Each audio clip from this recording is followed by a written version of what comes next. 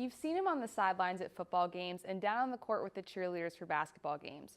Marco is a Marshall University icon, and right now you have the chance to be the next Marco. I went to see the preparation that goes into being the leader of the Thundering Herd. So the next time you think about taking a picture of yourself, like this, think twice about where it's going and who's seeing it. Attendance is climbing with Marshall University's new Free Climb Fridays and Outdoor Pursuits.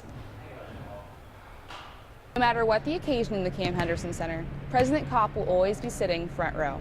Sarah Connors, MU Report.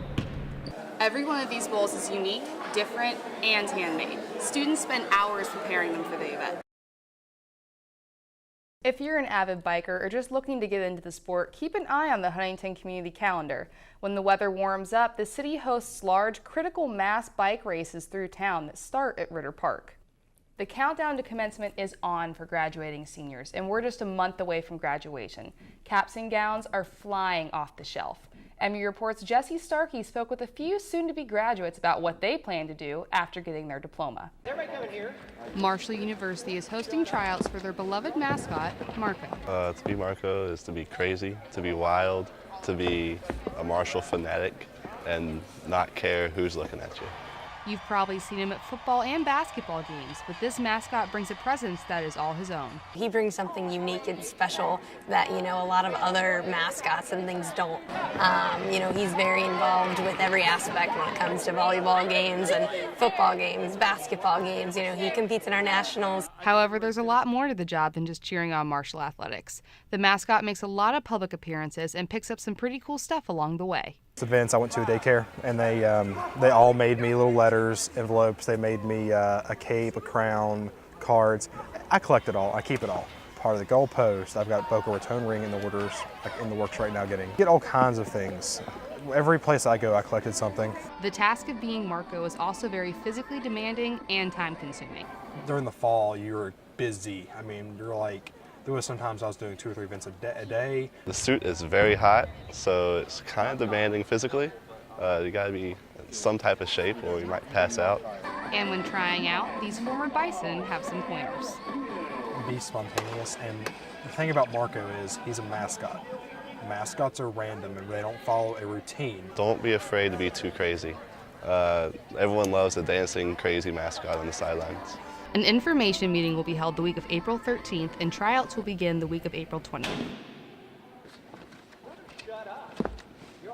Facebook, Instagram, Twitter, and Tumblr. It seems as though there's a new social media on the internet every day, and with them seems to be coming illegal posts of underage drinking and illegal substances. We're just having fun, so I don't see the big deal of it. It's definitely overlooked because when you go to college, that's half of it. You're on your own, you get to experience things that you didn't try before, so a lot of it is going out and drinking and having fun. But school officials disagree. These posts on social media are a big deal.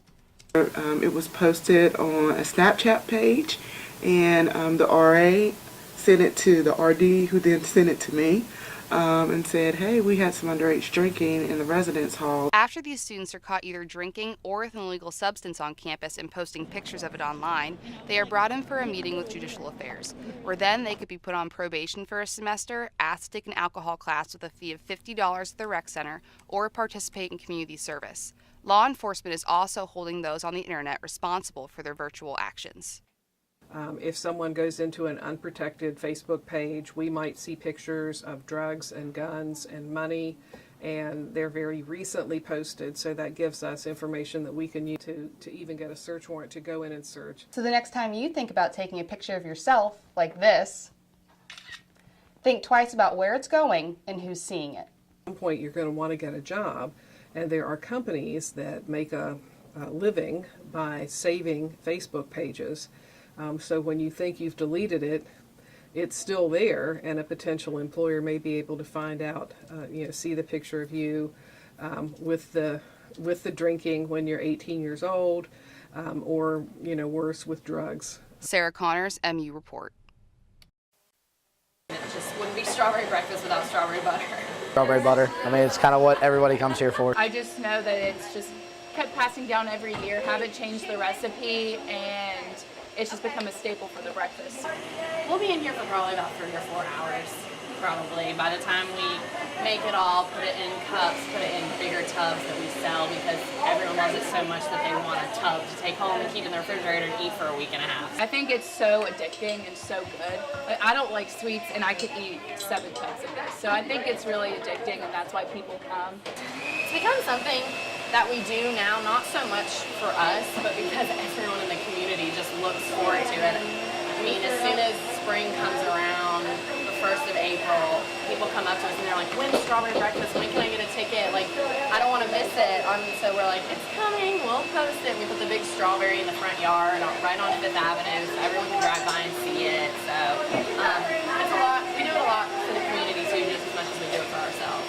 Going on for over 60 years, it's become a staple in the community and at Marshall's.